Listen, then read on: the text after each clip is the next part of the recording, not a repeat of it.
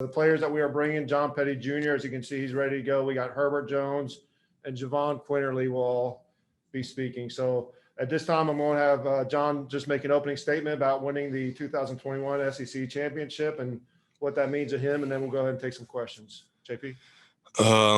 It's kind of undescribable feeling. It's just everything, personally that we've been through, especially me and her being here 4 years, all the ups and downs, all the adversity that we went through, just to see us stay the course, continue working hard, and win this. It feels amazing. It wasn't our best game, but, we got guys that always hold each other together and stay together, and we pulled it out. So I couldn't be more proud of these guys than I am now. Thank you, JP. As a reminder, just use the raise hand function, and we will get your questions in the order of taken. Let's start first with Michael Casagrande. Yeah, John, just wonder what happened before the game with the scuffle with the two teams at midcourt. I honestly don't know. We was just in, shoot around layup lines, and I turned around seeing a bunch of commotion. So I was just trying to, just stop it. It kind of actually pumped us up and made the game more fun. So I honestly don't know what happened, but something happened. Next question, Drew DeArmond. Go ahead, Drew. Yeah, John, I just wanted to ask you about earlier in the tournament, you made your 303. You're the all-time leader in the history of Alabama basketball. What's it like to set a record like that, and then to also be able to pull off what hasn't happened since 2006, 2007, where a university has won the football SEC championship and then regular season in the basketball tournament? It's an amazing feeling. I really didn't know until you actually said something. I didn't know I made my 303. So appreciate you for telling me. But it's an amazing feeling, and just to see, our school do both things in basketball and football just tells about, the schools itself, just the way they recruit, just the people that we have around our school, and it's amazing. It's kind of, like I said, it's kind of undescribable just because all these things haven't been done in so long, but it hasn't set in on us yet, so I really can't even tell you how we feel. All right, let's go to Cecil Hurt next. This will be the last one for JP. Hey, JP, I've got a question about the game, if that's okay. Mm-hmm. Describe the last LSU possession, the last 7 seconds when Keon gets the block, Watford shoots the street. What was your perception of what was going on the floor? I just know we had to get it to stop. I really didn't care what else happened. I just know we had to stop them from scoring that last 7 seconds. No matter what we had to do, who did it, somebody just had to get them stopped, and we did, and we champs. All right, thanks, JP. You're good? Yes, sir. All right, we got Herbert Jones coming up next.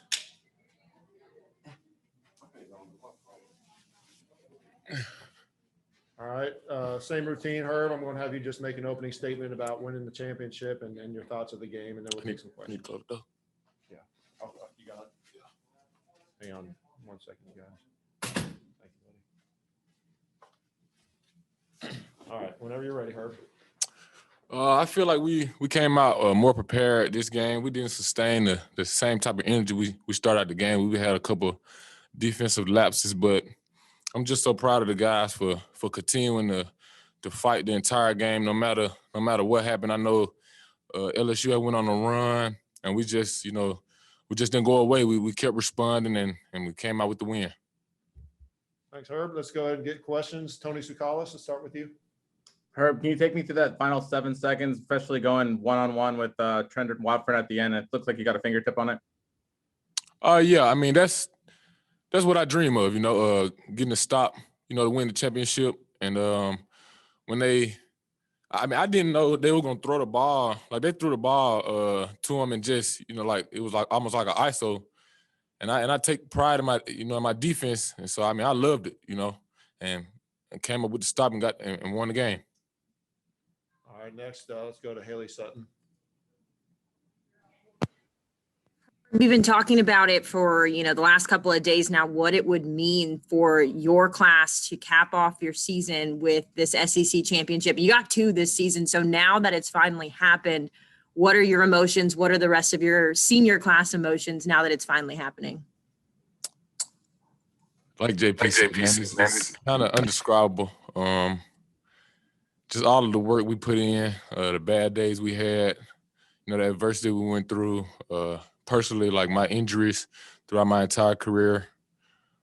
Alex Reese, he kind of struggled shooting the ball this year, and he came up and hit some big shots for us today. He played very aggressive on the offensive end, and John Petty doing what he does on both sides of the ball.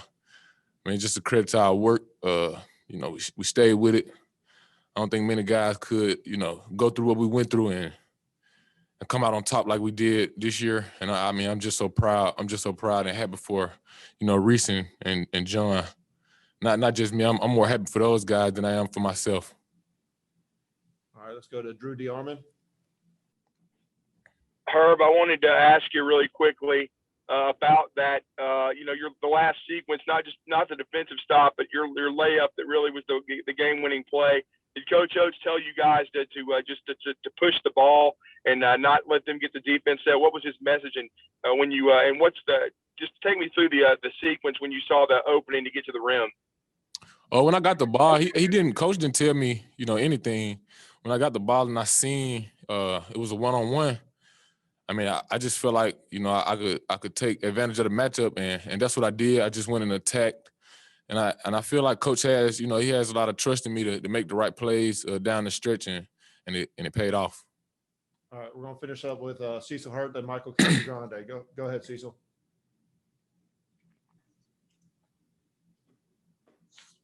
Herb, right before that, you had a foul called on you, and it seemed like on the next possession you were determined to make something happen and had a big dunk. What was your mindset right there, just at that point in the game? Well, after they called a foul, I was a little frustrated. I didn't think I fouled him, but I mean that's out of my control, and so I just tried to move on to the next play and do what was best for my team, and and try to get the win. All right, let's finish up Michael Casagrande. Yeah, Herb, SEC champions, what do you think you guys deserve in terms of an NCAA seeding that's going to come out in a little bit? I mean, to be honest with you, I'm just happy that we don't have to worry about, watching the selection show, to be honest. My 3 years here, we had to watch the selection show. And now that we won the SEC championship, I mean, we don't even have to watch so I really don't care what seeding we get. I'm glad we get to play in the tournament. All right. Thank you, Herb. Thank y'all.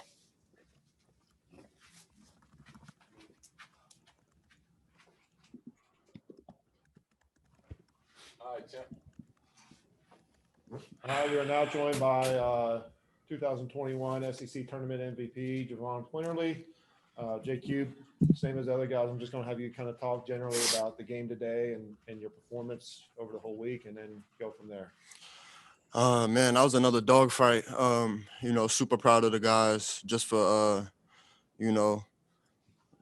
kind of just finishing that game out. It was real back and forth the last, pretty much the whole second half, just back and forth game. And, I'm just so proud, everyone just stayed locked in and, got stops. And, that last play, 7 seconds, Herb's defense and, just super proud of the guys. And, I feel like this weekend has kind of been a turning point for me. I had a up and down year for the most part, but, it kind of, it was a turning point for me, and I'm a lot more comfortable on the court, and I'm just comfortable in my role on the team. And I know what I bring to the table.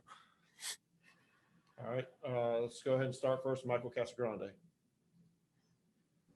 Yeah, you said it was a dogfight out there. What was it like before the game? There was a little bit of a dust up before the game. Two teams. What happened and what did it mean to the team? I personally don't know how it started or anything, but it definitely motivated us even more going into the game. So I would just leave it at that. I didn't really know what was going on, but it definitely motivated us and gave us an extra push before the game started. Haley Sutton. Talked yesterday about, how important your role is coming in off the bench, providing that spark for the guys, not being a starter. So to be in that role and to be named MVP, what does that mean to you? Man, it means a lot. It means a lot. I've been through a lot these last couple of years. So, being blessed to, be named the MVP of the tournament, it's just a blessing. And I'm just so happy my family got to watch. And, I just, all credit to my teammate, without them, I wouldn't have really won it. So just the confidence that they put in me and, we just all believe in each other. And, it's just a great group of guys. And, the feeling is, I can't really explain it, but it's an amazing feeling. All right, let's finish up. Last question here for JQ, Drew D. Armin. Yeah, JQ, just wanted to ask about this tournament as a whole. You just really seemed like you were in a great offensive rhythm throughout the 3 games. And then about what you said afterward, it's certainly great accomplishments for this team so far, but not being done. Oh yeah, no, I have full faith that we can, take the NCAA tournament by storm and, win the whole thing. And I know how hard we work. I know, we have we have the best coaching staff in the country who just prepares us each and every game. And, I have full faith if we lock in and, do what we got to do, we'll be crowned again. So, so it's more work to be done.